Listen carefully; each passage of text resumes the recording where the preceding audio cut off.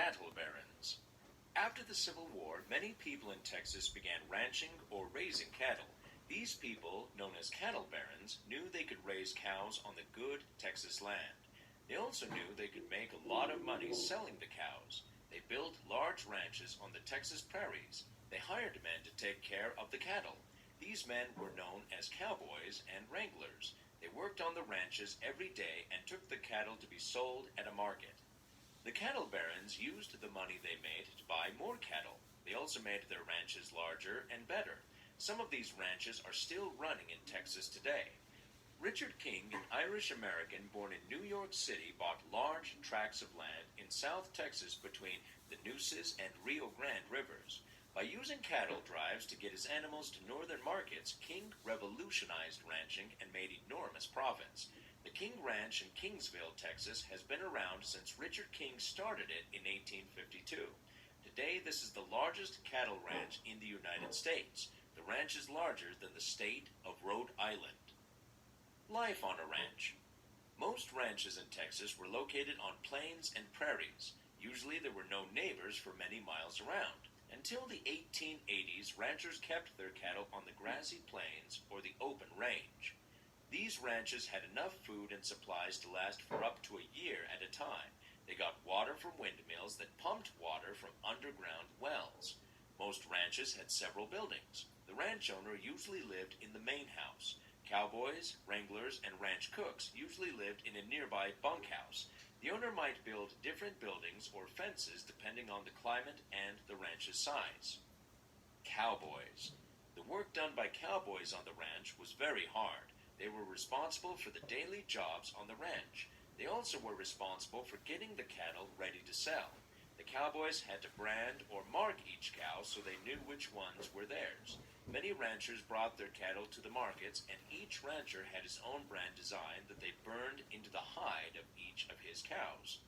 The cowboys drove or guided the cattle to railroads. From there, the cattle would be taken to a market and sold. These trips were called cattle drives. They were often long, dusty, and dangerous journeys. One famous cattle rancher and cowboy, Charles Goodnight, laid out a cattle trail with his friend Oliver Loving. The Goodnight-Loving Trail stretched from Belknap, Texas, to markets in New Mexico, Colorado, and Wyoming. It was used by cowboys for many years to come. Cowboys depended on their horses. These horses had to be hardworking and have great endurance.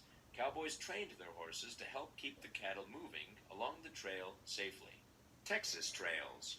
The trails of Texas were often very crowded. Sometimes the cattle even had a difficult time finding enough food on the trail.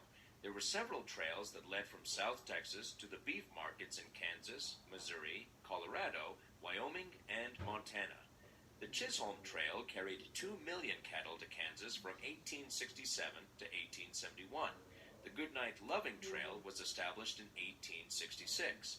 Cattle on this trail were headed to Colorado, Wyoming, and Montana. Trail drives.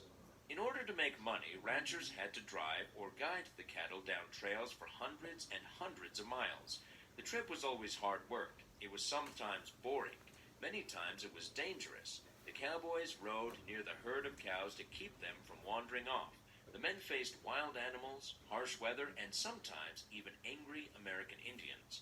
But there were two dangers that were always on the cowboys' minds. The first was running out of drinking water on the hot, dusty trail. The second was the chance of a stampede. The wild cattle might be easily scared.